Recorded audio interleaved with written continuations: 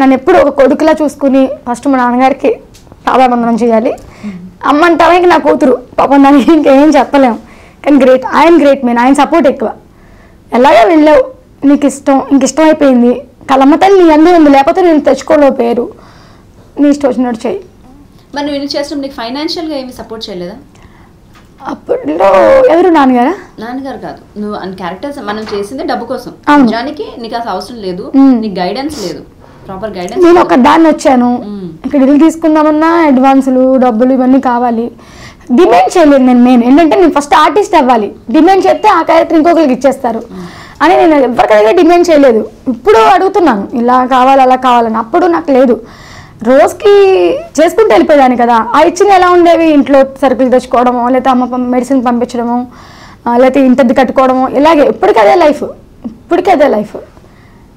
నేను ఒక్కొక్కసారి అనిపిస్తూ ఉంటుంది, అబ్బా ఇవన్నీ మానేసి ఊరికి వెళ్ళిపోయి ఏ బట్టల షాప్ కిరాణా షాప్ పెట్టుకుంటే బాగుండేమో అని.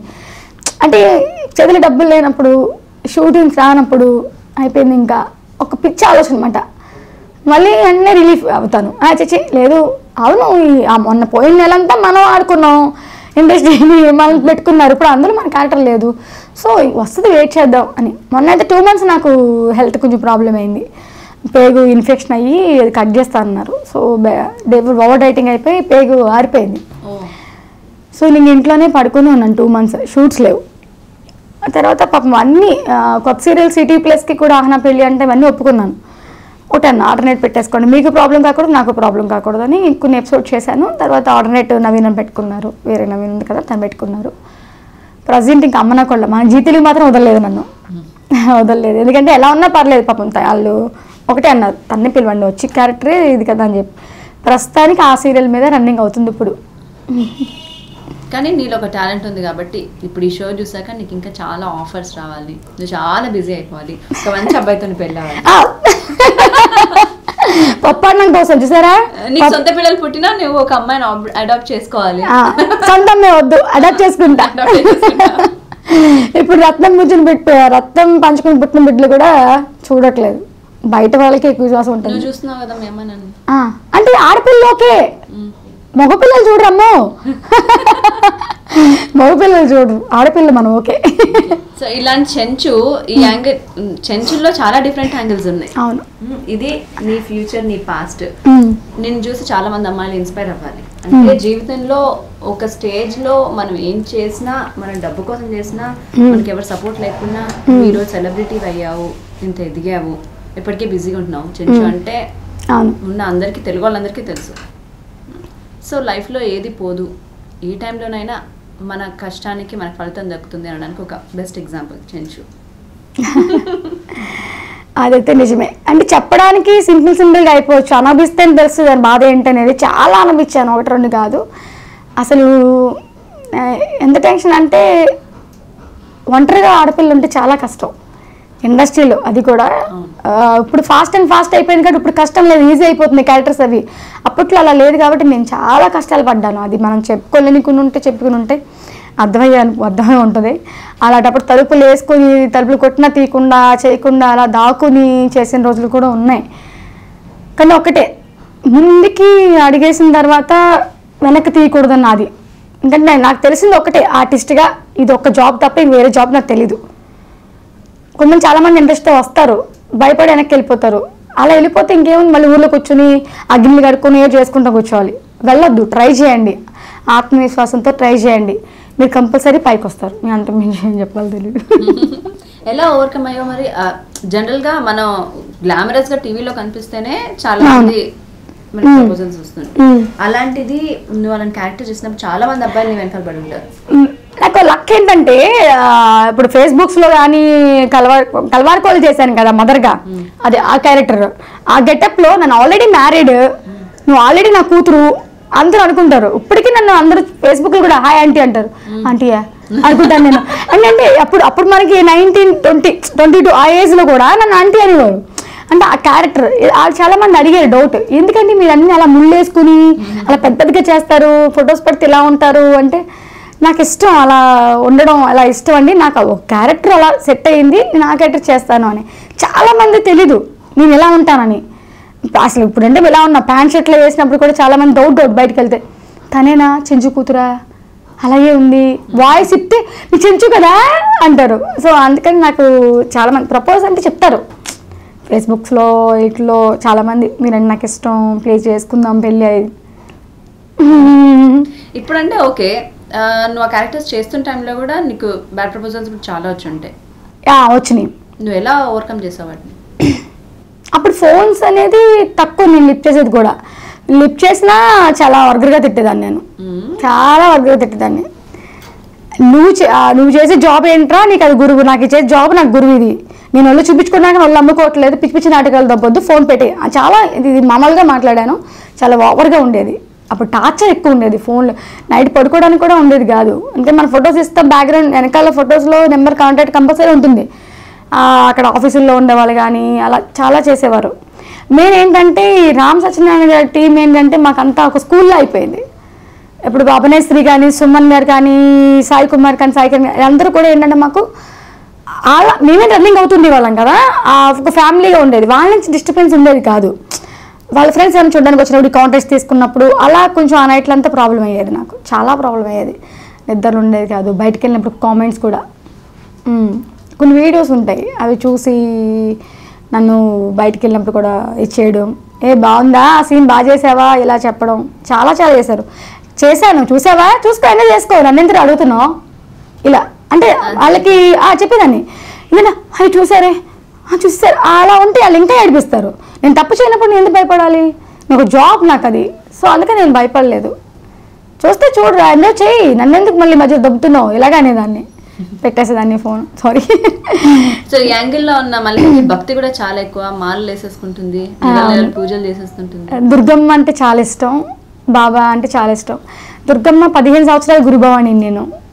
ఇప్పుడు ఈ ఇయర్ వెయ్యాలి, మరి అమ్మ ఏం చేస్తుందో తెలీదు. ఎక్కువ భక్తులు. ఖాళీ ఉంది అంటే ఫ్రెండ్స్కి ఎంజాయ్ చేసేదాన్ని అప్పట్లో ఒక స్టేజ్లో. ఇప్పుడు అది లేదు. ఇప్పుడు నా తమ్ముళ్ళు నేను అంతే. ఎప్పుడైనా ఖాళీ దొరికిందంటే తమ్ముళ్ళతోనే బయటకు వెళ్తాను, తమ్ముళ్ళతోనే సినిమాలకు వెళ్ళినా, ఎక్కడికి వెళ్ళినా, గుళ్ళకి వెళ్ళాలన్నా నేను ఒక్కదాన్ని అయితే వెళ్ళను, కంపల్సరీ ఎవరికైనా తోడు ఉండాలి. తమ్ముళ్ళు కూడా కెమెరామెన్స్ కదా? శంకర్ కెమెరామ్యాన్, ఇప్పుడు రామాసీత చేస్తున్నాడు, రామాసీతకి ఓన్ కెమెరామెన్గా. ఇంకా తమ్ముడు కెమెరా అసిస్టెంట్ రాజు, రవిదేవరాజు. వాడు ఇప్పుడు ఆల్రెడీ జీతంలోనే చేస్తున్నాడు, మనకి అమ్మ కోళ్ళకి వస్తున్నాడు, ఇప్పుడు కెమెరామెన్గా ట్రై చేస్తున్నాడు. నువ్వే చేసే వాళ్ళని ఇండస్ట్రీలో? మన నుంచే, మన ఫ్రెండ్ నుంచి అలా నేర్చుకుని. వాళ్ళకి ఇంట్రెస్ట్ ఏంటంటే ఆర్టిస్ట్ అవ్వమన్నాను పెద్దోడిని. నువ్వు ఆర్టిస్ట్ ఎవరా, బాగుంటావు అంటే, లేదు నేను కెమెరా డిపార్ట్మెంట్ అవుతాను. సరే ఓకే, ఎవరిష్టం, మనం మళ్ళీ అది చేస్తే అది ఇంట్రెస్ట్ పెట్టలేడు కదా, సరే చేయంటే బాగా షార్ప్ అయిపోయాడు, బాగా అసలు అందరూ మెచ్చుకుంటారు. నాకు చాలా ఆనందంగా ఉంది. మల్లిక తమ్ముడు అనేవారు, ఇప్పుడు శంకర్ అక్క మల్లిక అనేటప్పుడు నాకు చాలా సంతోషంగా ఉంది. ఎందుకంటే మనం ఒకళ్ళు పెట్టి పేరు తేలేము. అప్పుడు నా పేరు కూడా వాడుకోడు తెలిసేవాడు, నా పేరు కూడా వాడుకోకుండానే పైకి వచ్చాడు కష్టపడేవాడు. నాకు ఒకటి నా చేతుల మీదుగా మన దగ్గర ఉంటూ చిన్నమ్మ గారు అబ్బాయి ఇలా పేరు తెచ్చుకున్నాడు అంటే నాకు చాలా హ్యాపీ. ఇంకా చిన్నోడు ఉన్నాడు, వాడు ఒకటి అయిపోతే టెన్షన్ తీరిపోద్దు నాకు. వాళ్ళిద్దరు పెళ్లి చేసి నేను ఒకదాన్ని బిందాస్ దుర్గమ్మను బాబాను పూజించుకుంటూ కూర్చుంటా. అమ్మ ఎలాగే ఉంది కదా. సో ఇప్పుడు చెంచుకి ఫ్యూచర్ అంబిషన్ ఏంటి, ఇంకేం అవ్వాలనుకుని, ఏం సాధించాలనుకుంటుంది? నేనైతే ఊర్లో సొంత ఇల్లు లేదు, అమ్మకి నాకు ఇక్కడ లేకపోయినా ఎలాగోలా ఉండేస్తాను. సో ఎంతమంది పెట్టున్నాను కాబట్టి నాకు ఫ్రెండ్స్ అంటారు, ఒక పూట ముద్దు పెట్టరు అంటే, అయ్యో ఏం మాట్లాడుతున్నావే అంటారు, నీ షూటింగ్ లేనప్పుడు పెట్టలేదంట, అయ్యో రావే బాబు మా ఇంటికి అంటారు. కానీ ఓకే, నేను ఎలా ఉన్నా బతికేస్తాను. మా అమ్మకు ఒక ఇల్లు, చిన్న ఇల్లు ఏర్పరచుకోవాలనుకుంటున్నాను. కానీ మొన్నంతా బిజీ ఉన్నాను, ఒక 3 సీరియల్స్ 4 సీరియల్స్ అంతా ఖాళీ లేదు, అస్సలు గ్యాప్ లేదు. ఇప్పుడు ప్రజెంట్ నేను ఫ్రీ ఉన్నాను, ఒక సీరియలే కాబట్టి. కొంచెం కష్టాలు చూపిస్తున్నాడు బాబా, చూద్దాం. ఒకవేళ దేవుడి దేవాలది అయితే నేను ఫస్ట్ అమ్మకి హౌస్ కట్టించి అమ్మతో ఉందామని చూస్తున్నాను. అది ఒక్కటి ఉంది. అంటే నీకు బాగా డబ్బులు వచ్చే టైంలో కూడా నువ్వు ఎప్పుడు సేవ్ చేసుకోలేదు అంటే చేసుకున్నంత రాలేదు, అలా లెక్కలు అయిపోయింది నాకు. అమ్మ మెడిసిన్స్ కానీ, ఇంటికి కానీ, ఇక్కడ నాకు కూడా ఆస్మా ఉంది. సో సడన్గా బీపీ డౌన్ అయిపడిపోతుంటాను, చలి పడదు. నేను ముందులే చిన్నప్పటి నుంచి, ఎందుకంటే అమ్మ ఫిజికల్ హ్యాండిక్రాఫ్ట్ కదా, నాకు చిన్నప్పుడు నడిచేదాన్ని కాదట. నాకు కొంచెం హెల్త్ అంతా వీక్గా ఉంటాను, నేను చూడడానికి గంభీరంగా ఉంటాను. సో నాకు మెడిసిన్స్కి అయిపోతుంది, ఇక్కడ అద్దులు అంటే కరెక్ట్గా వస్తుంది, బ్యాలెన్స్ అలా అవుతుంది. కానీ ఇది బ్యాలెన్స్ తీరిపోయి కొంచెం ఇలా ఉన్నా వేసేదాన్ని. అంతకుముందు ఏంటంటే ఆగతైన దానంతో ఉన్నాయి కూడా ఎప్పుడు తీసేస్తానా, ఎప్పుడు షాపింగ్కి వెళ్ళిపోతానా అలా ఉండేది. ఇప్పుడు కొంచెం ఆలోచించినప్పుడు డబ్బులు లేవు. ఉన్నప్పుడు తెలియకుండా దూబరగా ఖర్చుపెట్టేసి, ఆ ఖర్చుపెట్టింది కూడా ఈయన ఈ క్యారెక్టర్ కదా ఇలా కనిపించాలి ఆ క్యారెక్టర్కి కొన్నాను, వేరేగా బయట ఏం కొనలేదు. ఆ క్యారెక్టర్కి, ఆ మెటీరియల్స్కి, వాటికి కొన్నవి అన్నీ. సో నేను పర్సనల్గా ఏం దాచుకోలేదు. ఇప్పుడు నా బ్యాంక్లో కూడా 0 బ్యాలెన్స్. ఒకే అకౌంట్ ఉండో 2-3 లేవు. సో నువ్వు ఇలా ఫ్రాంక్ గా మాట్లాడేస్తావు కదా, ఏదున్నా దాచుకోకుండా, ఏదుంటే అది చెప్పేస్తావు. వాళ్ళు ఫీల్ అయ్యారు, వాళ్ళు ఇప్పుడు ఎవరు నచ్చారంటే నీ మెంటల్గా నాకు నచ్చలేదు అని చెప్పేస్తా. తర్వాత అనుకుంటా ఫీల్ అయ్యాడా, ఫీల్ అయితే సారీ నాకు అనిపించింది చెప్పేసాను అంతే అని చెప్తా. కోపం వచ్చినా అంతే, ప్రేమ వచ్చినా అంతే. అక్కడ నచ్చలేదు అంటే ఇంకా బక్కెళ్ళను. నాకు కోపం వస్తే మళ్ళీ ఇంకోటి ఉంది, 1 year దాకా వాళ్ళతో మాట్లాడు. నా కోపం ఎప్పుడు తగ్గుద్దో తెలియదు, 6 months తగ్గుద్దో, 4 months తగ్గుద్దో, 1 year తగ్గుద్దో తెలియదు. మాట్లాడు. ఇంట్లో కూడా అంతే, తమ్ముడాలతో కూడా అంతే. కోపం వచ్చిందంటే అసలు మాట ఉండదు, ఇంకింతే, ఇలాగే ఉంటాను. అదొకటి ఉంది, అది తగ్గించుకోవాలి కొంచెం. కొంచెం బాగా ఎంజాయ్ చేస్తుంది, బాగా సోషల్ మీడియాని మాత్రం విపరీతంగా వాడుకుంటుంది. నా మామూలుగా ఇన్ని తెలిసి చదువుకున్న నాకే అన్నిటి ఆపరేట్ చేయడం రాదు, అన్ని చూసుకోను. సగం బద్ధకంతో వదిలేస్తాను, ఇంట్రెస్ట్ లేక వదిలేస్తాను, సగం తెలుసుకునే ముళ్ళకి వదిలేస్తాను, సగం తెలియక వదిలేస్తాను. బట్ నీ దగ్గర నేను చాలా నేర్చుకున్నాను. ఫేస్బుక్ ఎలా వాడాలి, ఇన్స్టాగ్రామ్ ఎలా వాడాలి, ఎప్పుడు అప్డేట్స్. ఎప్పుడు నేను ఫేస్బుక్ ఓపెన్ చేసిన డెఫినెట్గా ఒక చెంచు పోస్ట్ ఉంటుంది. అది చదువుకోకుండా, దాని గురించి ఏ విషయం తెలియకుండా ఎలా మెయింటైన్ చేస్తున్నావు?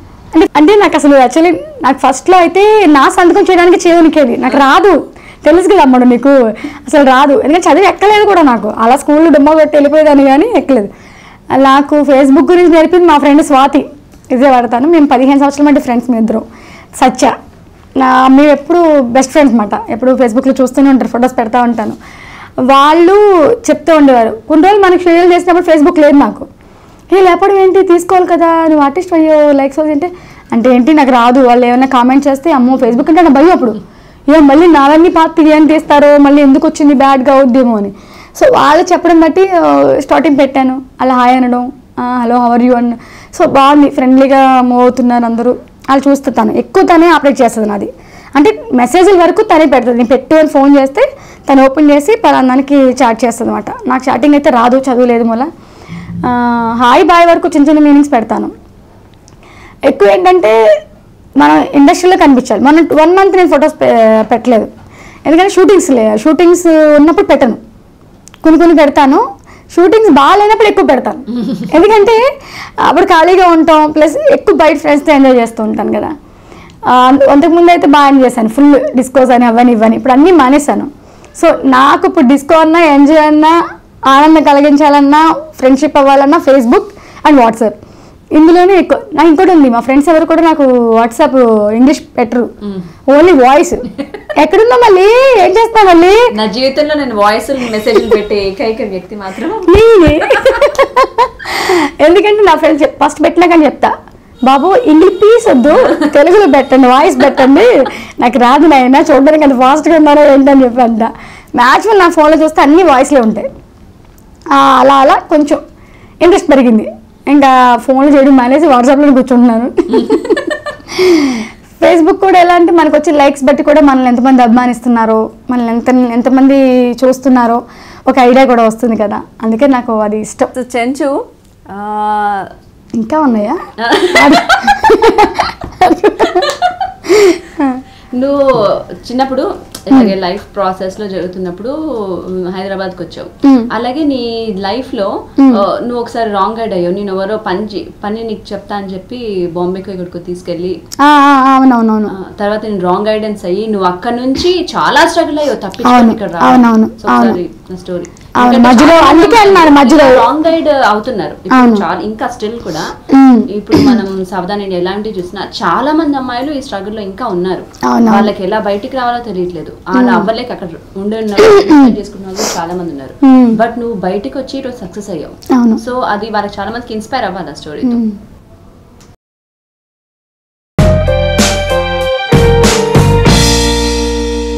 నమ్మాను, అక్కడ నాకు తెలుగు తప్ప ఇంకేమి రాదు. టార్చర్ పెట్టి జుంపులు అట్టుకొని పొట్ల మీద మోకాలతో తొక్కి ఇలా తన్ని అలా చేసిన రోజులు కూడా చాలా అనిపించాను నేను. Thank you.